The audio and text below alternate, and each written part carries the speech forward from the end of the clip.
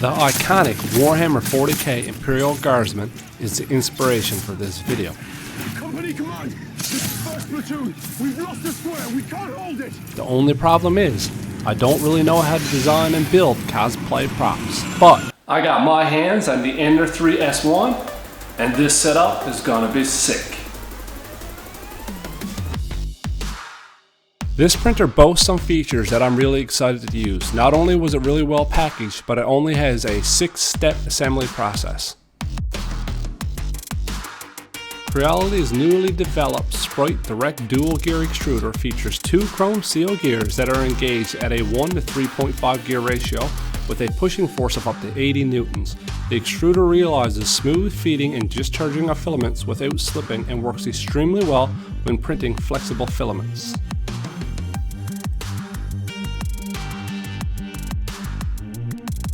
With its Z-axis dual screw and Z-axis dual motor design, the Ender 3 S1 works very smooth and helps lay down a very high quality print.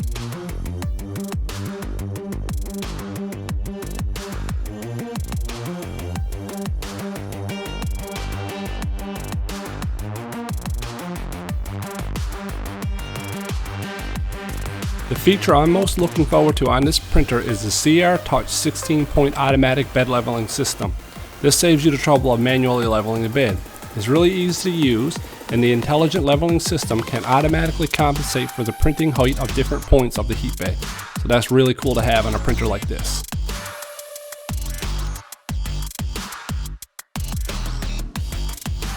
Once the printer was set up, I ran off a couple of the prints that were preloaded into the printer. I also sliced up some of my own files, including this Mario and this Superman, and everything turned out really nice. Now that I got my new tool set up, it's time to jump head first into this project. You're never going to get better at something unless you step out of your comfort zone and push the limits of what you're capable of. Ever since I've been into 3D printing, I've always wanted to make like a cool helmet or a set of armor, some awesome guns and props and stuff, but my Blender skills aren't just there yet to be able to do something really effective at that. I'm learning, but I kind of got stuck in my ways. But that's all going to change in this video, because in this video, I'm going to step outside of my comfort level and I'm going to see if I can't design and print out a really cool Imperil Guard helmet. And guys, let me know in the comments if this is something you want me to do more of, because I'm really tempted to just go full on cosplay and do a whole suit of armor for an Imperil Guard Guardsman. Anyway, my name is Troy, this is Facility D20. We're always making cool stuff, let's get at it. So I'm going to hop on my computer here, look up some reference images for some guardsmen, fire up Blender, and check back with you guys at the end of the night and see how I'm making out. So on the first night of this design process, after I gathered my reference images, I sat down and I watched some videos on how to design helmets. I found this mannequin head and this Mandalorian helmet that I use for scale. Then using my reference images, I set them up in a cross pattern so I could see the front, right, and back sides. Then I inserted some faces, started to drag around the edges and the vertices to form the overall shape of this helmet. Now, this looked really easy in the tutorials, but I was having a little bit of a problem with it because I didn't really know how I was going to make the helmet round, and I didn't know how I was going to make the inside and the outside of the helmet. So at the end of the night, I ended up with something that sort of looked like this square box thing, and I just had to give up on that whole method and decide I was going to try something else. I've been at this for like 3 or 4 hours now, and I'm just having a lot of trouble with it. I can't really map it with the faces like it wants me to do on the tutorials. I think this night is dead. I'm going to have to start over tomorrow and try a new way. Oh well, that's all I can do tonight. So at the start of night 2, I went back to the drawing board. Using that same mannequin head and the Mandalorian helmet for scale, I inserted myself a sphere, roughly the size of the mannequin head. Then I pretty much cut the sphere into a quarter of a sphere. But the first thing I did was cut it in half, and then I subtracted the inside of it using a Boolean modifier to give me like a bowl. Now I have the inside and the outside of the helmet. Then I cut it into a quarter and added a mirror modifier. So everything that I would do on one side would be replicated on the other side. Then I maneuvered the X and Y scaling so that it fit the head of the mannequin. And then I found this pretty good reference image and I decided to use that to get the base proportions. I spent the rest of the night pulling some faces and scaling them until I basically had the shape of the helmet. Then I used things like Boolean modifiers here to cut the angle along the side of the helmet and the curvature on the back. This was probably my biggest mistake. I used another Boolean modifier to cut a hole in the side of the helmet so I can get the face geometry that I wanted to pull out these side pieces, and that left me with some really funky geometry on the inside. But I continued on pulling and scaling faces until I got the shape of the helmet. Then on Thingiverse I found this free Imperil Guard logo, and I added a bending modifier which allowed me to warp and bend this thing in this sort of like the shape of the helmet. Then I just kind of pushed it in place and joined it to the helmet. It's getting pretty late here now, so I'm going to call it for tonight. So that's the end of night 2. I spent another about 4 hours drafting tonight. I'm starting to feel pretty good. The helmet's starting to take shape. There's a lot of details left to do. Hopefully tomorrow at the end of day 3 I can get the design completely finished and get the thing out in the printer, because it's probably going to be 3 or 4 days printing. So fingers crossed that I can knock this out tomorrow. Then on night 3 of the design, I went back to adding some more details. So I was just pulling and extruding faces to make some geometry on the back of the helmet using my reference images, selecting faces and pulling them out on the sides, just kind of like add a few details that were my own as well. Again, I use a Boolean modifier, which is probably not the best way to do this. So if you guys know any good tutorials how to insert faces in this geometry, let me know. Here I use the Boolean modifier to insert a cylinder, which I then pulled out. It works, but it's probably not the best way to do it. I also added a little visor to this thing as well.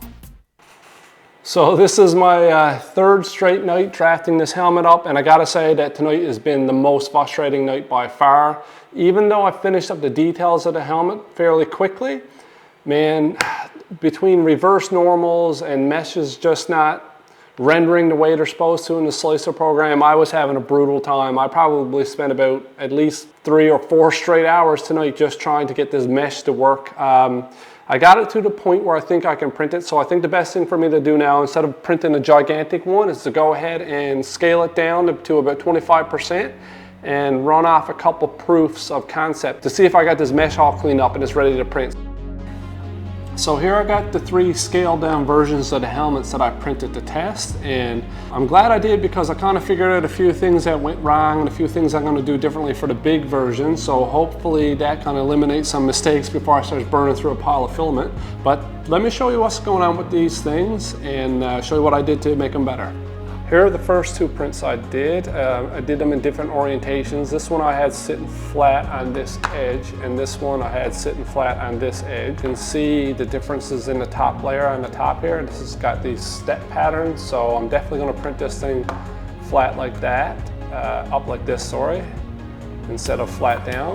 There is some other weird issues. I got a really bad Z-sim here. I'm hoping that the larger print can resolve that. And I got some vent holes in the back that's not supposed to be there. It's not that bad. It do look kind of cool, but I tried to fill them in. But the worst part is got some weird geometry going on up here. Because the mesh has turned into such a mess now, I can't seem to fix this in any reasonable way. So I think that I'm going to just go ahead and try to do something with it anyway. And that's what I did. So then I went ahead and done this next one. I think I managed to cover up those vent holes here in the back. I'm not 100% sure, but it looks like I did. So the work I did in the mesh seemed to close off the holes here, so I don't have that weird sort of gap happening that was in this one. I randomized the Z stem, and then instead of getting a seam, I got all these weird lumps everywhere. So, I mean, I can just go into my print settings and kind of fix that up. Unfortunately, I'm gonna have some bad edges around the visor here and some on the base of the helmet and on the bottoms of the side pieces. That's just the way this type of printing works. So I think at this point, I'm ready to just scale it up and get the printing. The next problem I had to solve was to figure out how to cut this thing cleanly to print because it was too large to print in one go. There's a program called Slicer, spelled with a 3, where you can go in and use a cutting modifier. All you have to do is find the total width of the size of the piece, divide it in two, enter it in, and it'll cut it down that line.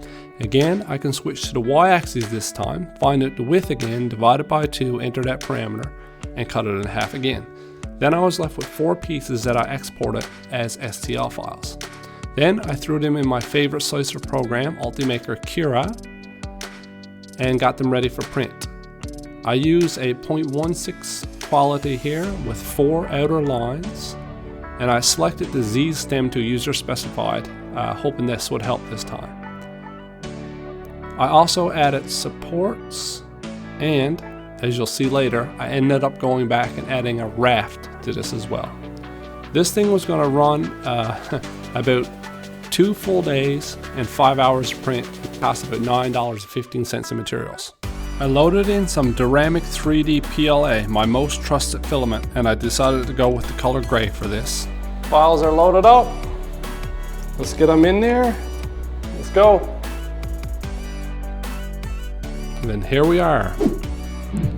Quick time lapse here of the left and right sides over about 4 days of printing. Now, there's one feature I want to show you here, and that is the filament detector on this printer. When that blue light went out, it realized that that was out of filament and it parked the machine. Then on the 4.3-inch touch screen, it prompted me to reload the filament. Now this was definitely a scary moment of the print, because after I loaded the filament, the print wouldn't start back up, and I thought I'd just lost like 4 or 5 days printing. But then I quickly realized I forgot to feed it through the filament detector as well, so the printer didn't even know it had filament. Once I did that and reinserted it, and I must say this is the easiest printer I ever had to load and unload filaments, I started to print up again. And things picked up right where it left off. I must say I really like this magnetic build because it makes removing prints super easy. After using this printer for a few weeks, it definitely has my seal of approval. If you're interested in this printer, I'll link it in the description below. The supports came off nice and cleanly, and I was happy about that. I was a little cautious, I didn't want to break it, so I just kind of pried it out of there. And then I was left with 4 clean pieces.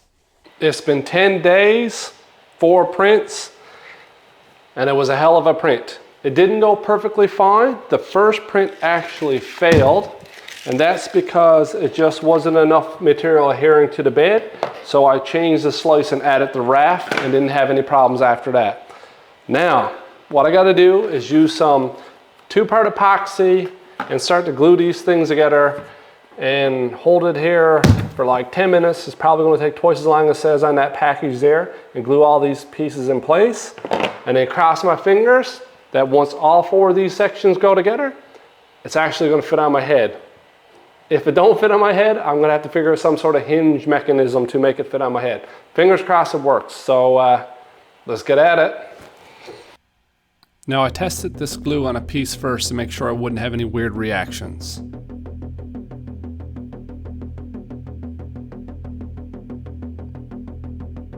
A nice thin even coat of this glue, and then just like I figured, it took like 3 times as long for this to get tacky enough to hold itself in place. So what I figured was going to take a few minutes ended up taking me like an hour. Let me know in the comments if you know any epoxies or glues that act a little bit faster to try to help speed this process up for next time. Thanks guys. I also tried to fill in some of the cracks with this glue.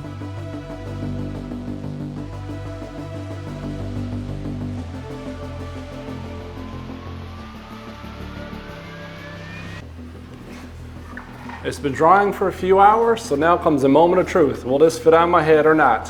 But I'm thinking it will.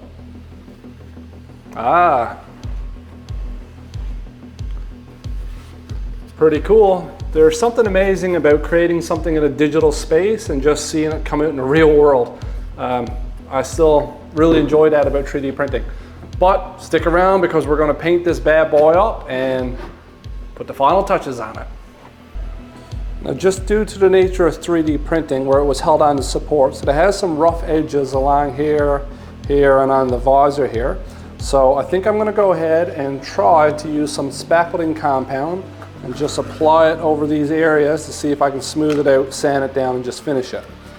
As for the join lines here, I don't think I'm going to spend a whole lot of time trying to do much with them, because to me it just kind of looks like a part of the manufacturing process of a helmet like this, and I've got a special plan for this. We'll get into that later, and I don't think it's going to matter too much.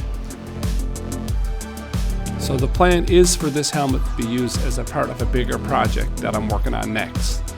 Now, I gave this thing 2 coats of the spackling compound, but it's not that durable and it chips really easy. So again, if you guys know anything that would work better for an application like this, please let me know in the comments so I can check it out. This helmet is really giving off some cool sci-fi vibes. And speaking of sci-fi vibes, you're going to want to listen to this next part. I've got some exciting news, and I want to tell you how you can win a free FDM 3D printer. LV427 Designs has come on board as the official sponsor for Facility D20. And right now, they're giving away a 3D printer of your choice valued up to $400. All you gotta do is head on over to their website and download the totally free file, Corridor Last Stand. Even I just downloaded the Corridor Last Stand, and it's fresh off the printer. And while you're there, make sure you check out the Corridor Starter Set, because if you use the code MEMBER, you'll get 50% off of that entire collection. Now, LV427 Designs makes some absolutely amazing interior spaceships and buildings for all sorts of sci-fi games, from Space Hulk to Warhammer 40k, Aliens, Star Trek, Star Wars, Battlestar Galactica. Basically, if you can think it up, you can build it with their STL files. Because that LV427 Designs is an official sponsor, I've got an exclusive code, D20-15. You can use this code to get 15% off of anything in their entire store. I'm going to link everything below in the description. Make sure you head on over and check it out. They got some super cool stuff. I got some primer, some hammered bronze, and some colored spray. I sanded this thing down, and the painting process was going to be really simple. First, I primed it black in my airbrush booth. But the airbrush booth was a little small for this, so then I pulled it out of there, and the next step was some hammered copper. Now this is a textured spray paint, and it helps to hide those layer lines. Then I hit it with some Hunt Club Green. But this thing was looking a little too monochromatic and a little too shiny. So I decided to go in with my airbrush using some Army Painter Air paints on Forgiven Green, add some shadows, and just kind of give it a light dusting all over, and it dulled down that shine and added some nice contrast to the build.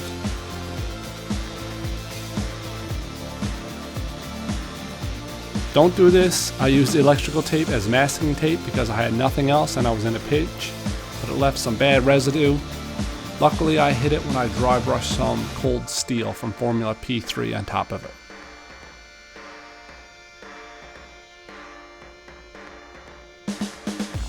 Vallejo Old Gold is definitely my favorite gold color, and I hit the insignia with it, followed by a nice heavy coat of sepia wash.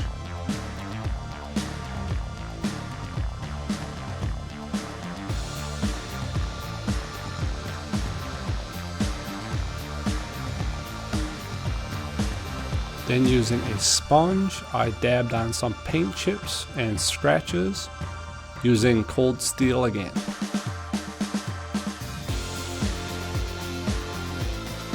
So this was my first attempt at designing my own cosplay prop, basically. I did a little designing in the past, but nothing that I had to wear, and nothing at this scale. So, even though I made some mistakes, I'm happy with it. I will be adding this file to my Patreon, and all these names flying across the screen here are members of my Patreon. They really make this channel worthwhile. I gotta thank all you guys. If you're interested in any of that stuff, I'll link it in the description below. So the moment we all been waiting for. Time to put on the final product. Hey, not too bad for my first ever attempt at building the prop. Hold on a second. Now we're talking. Ready to get thrown into the meat grinder for the Emperor. Make sure you stick around on my channel and check out some of these other awesome videos.